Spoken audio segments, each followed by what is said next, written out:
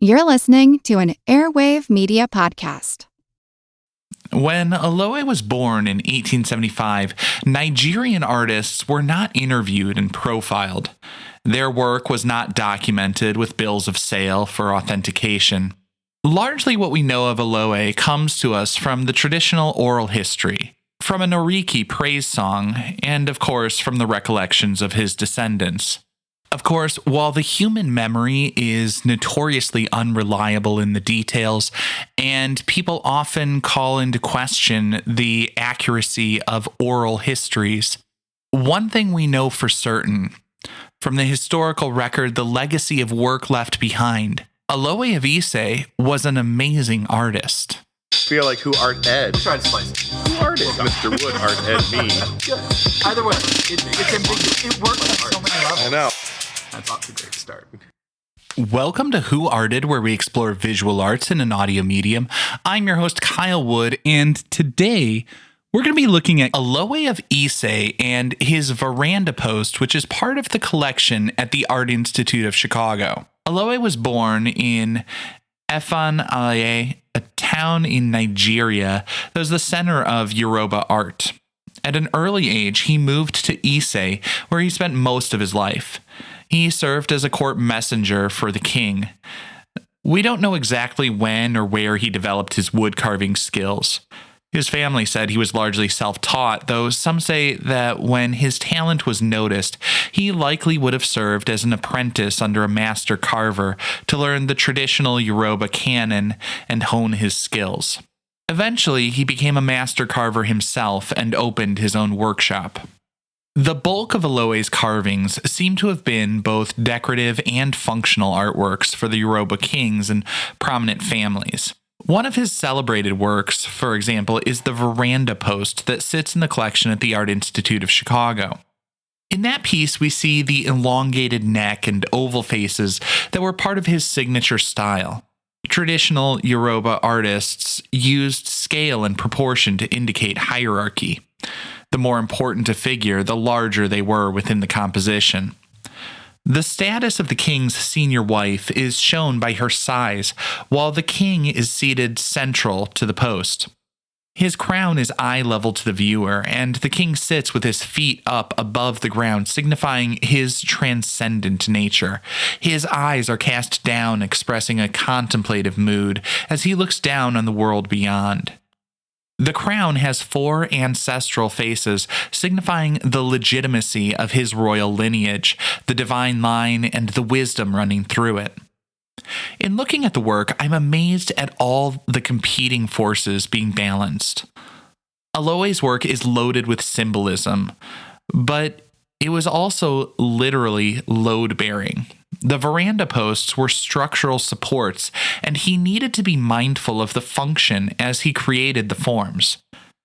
This makes it all the more remarkable when you consider the negative spaces in the sculpture.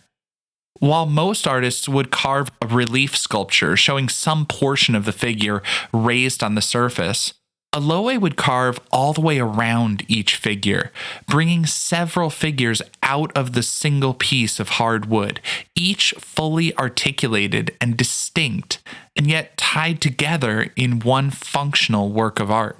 I think one of the aspects that I appreciate most is the connections among the figures in this piece. They're obviously literally connected, as the wooden figures are carved from a single post to form a structural support, but there's also a sense of community.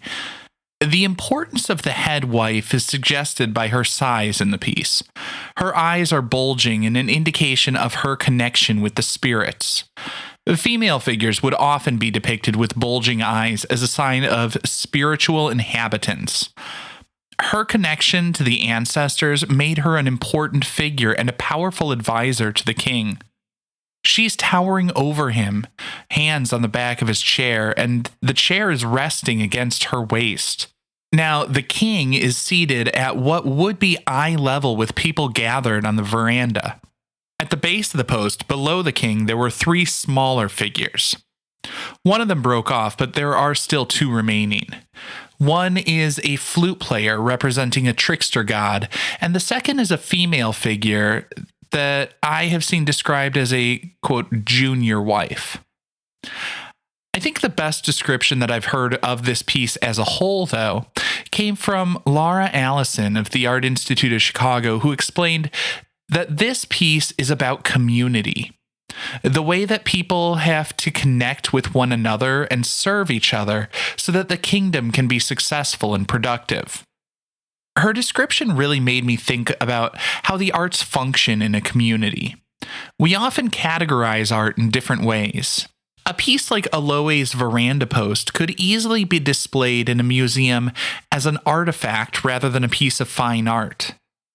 We often overlook functional objects, and few of us know the names of industrial designers, but their work makes our world. Olowe of Ise was an incredibly talented artist who created a symbolic representation of the interdependent roles people occupied within the community.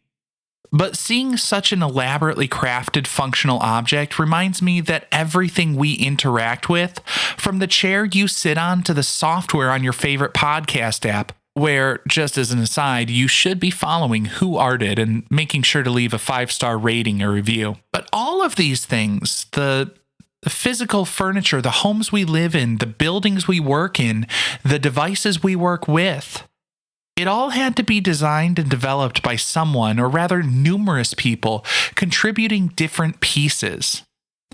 I would encourage you to take time to be mindful of all the things that you have and appreciate the creativity and craftsmanship, the hard work that goes into every little thing holding it all together.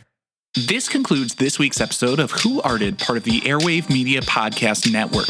If you found this tolerable, please leave a rating or review on your favorite podcast app. You can find images of the work being discussed this week and every week on social media at Who Arted Podcast on Twitter, Instagram, and TikTok, and of course on the website whoartedpodcast.com.